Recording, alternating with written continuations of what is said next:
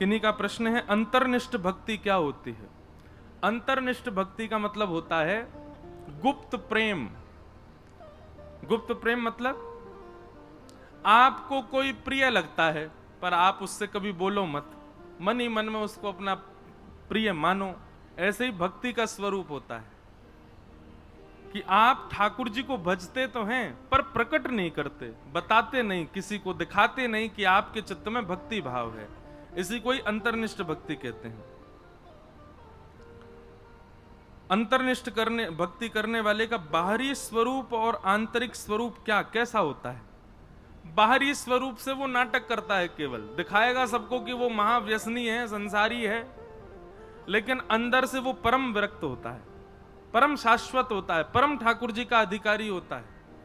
वो बाहर से तो ऐसा दिखाएगा कि वो सामने वाले जैसा ही है, पर अंदर से उसके चित्त में परम प्रेम लक्षणा भक्ति होती है। ये भक्ति करना बहुत मुश्किल है, पर अगर कोई कर जाए तो निश्चित है कि अंतर्निष्ठ भक्ति से भगवत प्राप्ति बहुत सहजता से हो जाती है। इसमें करना क्या है कि बाह्य रूप से आपको ऐसा प्रतीत कराना है संसार को कि आप संसार के ही हो, संसारी ही हो, पर अंतरंग भाव से ठाकुर जी के प्रति एक दिव्य निष्ठा का भाव है। जो वैष्णव भगवान की पहचान को धारण करते हैं तो क्या जब वह अंतर्निष्ठ भक्ति करेगा तो सारे पहचान चिन्ह उतार देने चाहिए? पहचान चिन्ह का मतलब है कंठी माला, तिलक, स्वरूप आदि। वैसे तो स्वरूप त्याग नहीं करना चाहिए, पर इसका एक उदाहरण और इसका एक भाव संत जन ऐसा बताते हैं कि जब अंतर्निष्ठ भक्ति होती है, जब आप प्रकट नहीं करते भक्ति को, अपने चित्त में धारण करते हैं, तो आप तिलक जल का लगाते हैं। जल को हाथ में लेकर के और अपने गुरु मंत्र का नाम लेकर के उसी से ही तिलक कर देते हैं, तो वह जल का तिलक भी हो गया, किसी को दिखेगा भी नहीं। मूल रूप से अंतर्निष्ठ भक्ति कब की जाती है? जब घर वाले विपक्षी हों। अंतर्निष्ठ भक्ति कब की जाती है? जब पति या फिर पत्नी आपकी भक्ति से परेशान हो, जब आपकी भक्ति का उपहास किया जा रहा हो और आप दुर्बल हैं, आप जा नहीं सकते छोड़ करके उनको। मीराबाई, करमेती बाई जैसा भाव नहीं कि छोड़ के चली गई। आज एक बालक आया मेरे से मिलने सुबह, बड़ी प्रसन्नता में बैठा। मैंने कि काय को मुस्कुरा रहे हो? तो बोला घर वालों ने 20 चप्पल मार के भगा दिया। मैंने काय को? बोलो मैंने कहा कि मुझे वृंदावन रहना है, वहीं रहना है, वहीं रह करके भजन करना है। वो पहले भी आया था तो मुझसे बोला, मैंने कहा नहीं, पहले घर वालों से आज्ञा लेके आओ। तो घर गया तो घर वालों ने तो बेचारे को आज्ञा दी नहीं, निकाल दिया घर से। कितना भयावह कलयुग आ गया है। बेटा रात में पी के आता है, बेटा रात में वैश्यागमन करके आता है, उसको घर वाले नहीं निकालते हैं, लेकिन तिलक लगाता है, हरिनाम संकीर्तन करता है, भजन करता है, कथा सुनने जाता है, तो उसको घर से निकाल देते हैं। ये कलयुग है। अब बेचारा वो वृंदावन में ही कहीं रह करके अपनी पढ़ाई आदि पूरी कर रहे हैं। मैंने कहा चलो, तो ये अंतर्निष्ठ लोगों की बात है।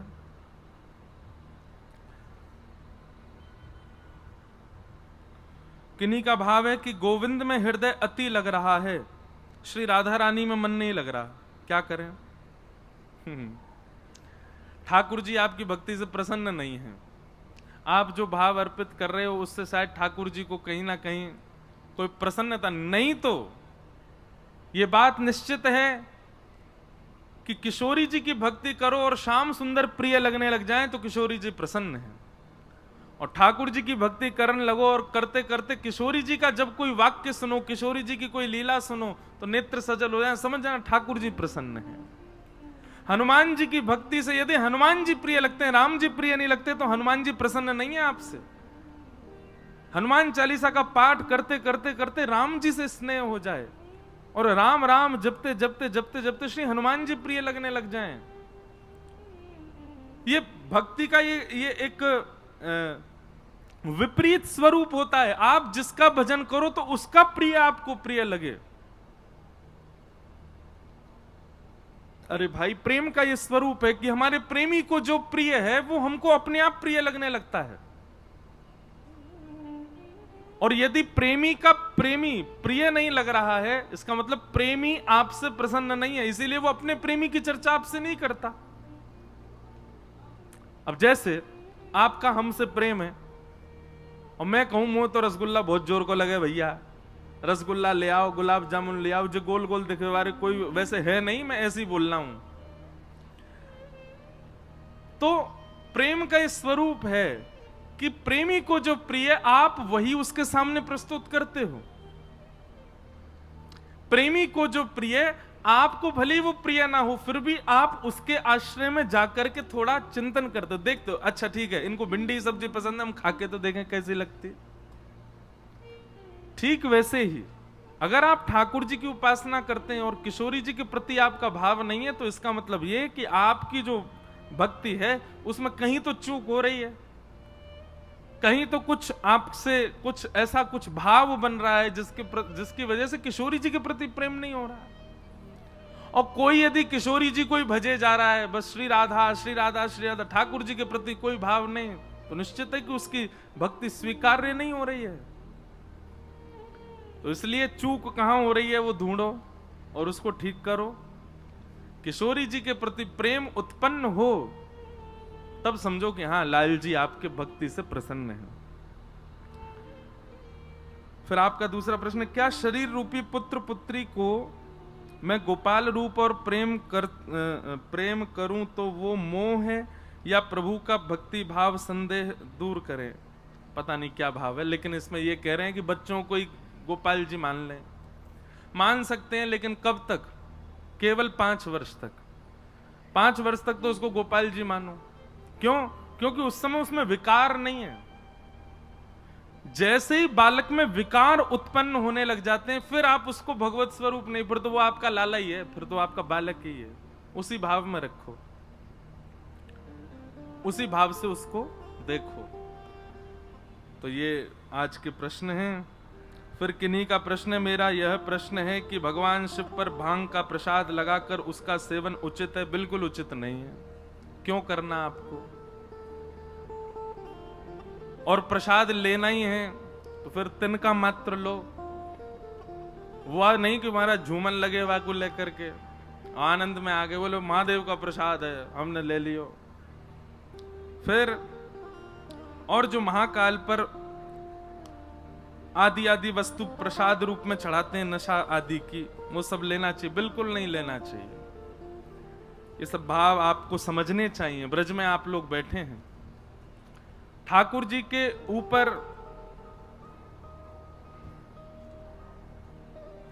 देखिए एक बात बहुत ध्यान से सुनिए। जिस किसी भी पदार्थ से आप अनकॉन्शियस होते हो, जिस किसी भी पदार्थ से आपकी बुद्धि विवेक शून्य होती है, आपकी जिह्वा अपना आपा खो देती है, आप अपने पैरों के वश में नहीं होते, सीधी बात जिससे भी आप थोड़े नशे से में आ जाते हैं, वो वस्तु प्रसाद रूप में भी नहीं सेवन करनी। और कहीं कहीं विधान है उसके प्रसाद का, तो फिर उसको प्रणाम मात्र करो। दृष्टि से भी प्रसाद स्वीकार होता है। अब कहां है ये तो भगवान जाने, कहां कहां प्रसाद लगता है ऐसी चीजों का। पर भैया एक बात बोलें, अगर झूमना ही है, नशा करना ही है तो भक्ति को करो, ये बाह्य पदार्थ को कहा करना। यदि आपको अनकॉन्शियस होना ही है तो ठाकुर जी की प्रेम की चर्चा सुनकर के है जाओ, ठाकुर जी की लीला सुनकर के है जाओ। ये सब बाह्य वस्तु पा करके अपने आप को आपे से बाहर करके और पड़े महाराज दुल्लर तिल्लर, आंख खुल नहीं रही हैं, लाल लाल पड़ गए, बोल कछू रहे हैं, निकल कछू और रहे, चल कहीं रहे हैं, जा कहीं और रहे हैं। ऐसी ही ठीक सिचुएशन होती है भक्ति मार्ग में, वो करके देख लो। ये सांसारी व्यसन और भगवान के नाम पे तो कभी भी नहीं। मैंने एक जगह कथा में कहा था, ये महादेव के नाम पर जितने लोग नशा करते हैं, महादेव अपना त्रिशूल पहना रहे हैं, बोलो मिलो बेटा काउ देना तुम मुझे, देखूंगा तुम्हें। महादेव का प्रसाद तो विष भी है, पी लो। महादेव तो वो भी धारण करते हैं नीलकंठ।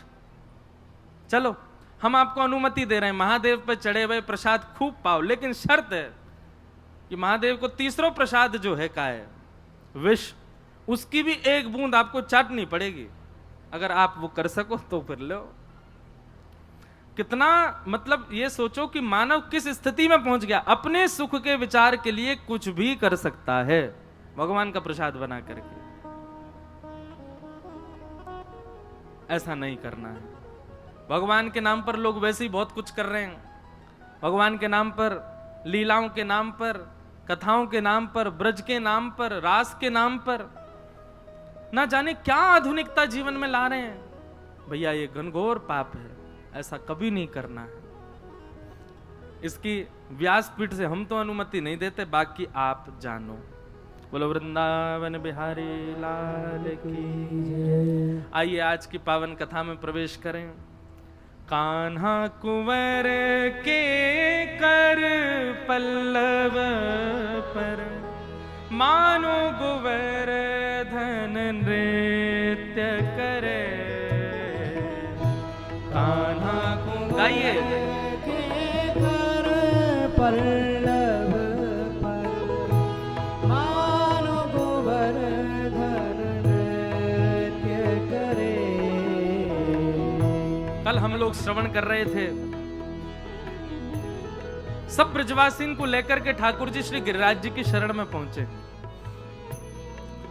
गिरिराज जी की शरण में पहुंच करके सब ब्रजवासीन ने अपने अपने घर को 56 भोग लगायो। 4 भुजा वारे श्री गोवर्धन नाथ प्रकट भय, सब ब्रजवासीन को प्रसाद स्वीकार कियो। सब ब्रजवासी आनंद में भर गए, नाच रहे हैं, गा रहे हैं, उत्सव मना रहे हैं। हमारे ब्रज में जय जय प्रकट भयो, देवता प्रकट भयो है। आहा,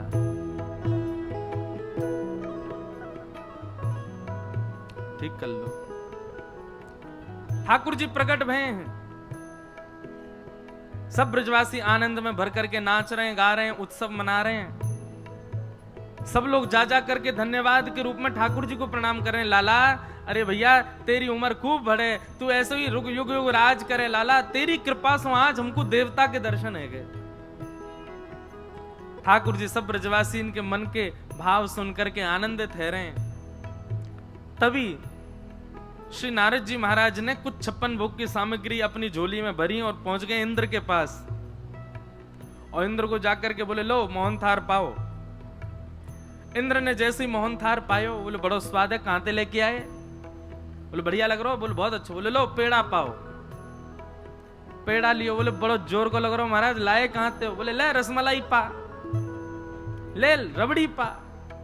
एक के बाद एक सामग्री दे इंद्र के, लाए कहां से हो? नारद जी बोले आजकल तेरी पूजा बंद है गई है, ब्रजवासी नन्हे से गोपाल जी की पूजा कर रहे हैं, तो वही के काज 56 भोग बने, तो मैं तो सब देवतान में बांट तो भयोते, मैंने की तो हुए दे चलूं, ले पाले। इंद्र ने जैसे सुनी मेरी पूजा बंद है गई, आकाश में से जैसे झांक करके देखा तो महाराज ठाकुर जी एक रूप से सामने खड़े होकर के आरती कर रहे हैं और एक रूप से 4 भुजा वाले बन करके सब ब्रजवासी को भोग स्वीकार कर रहे हैं।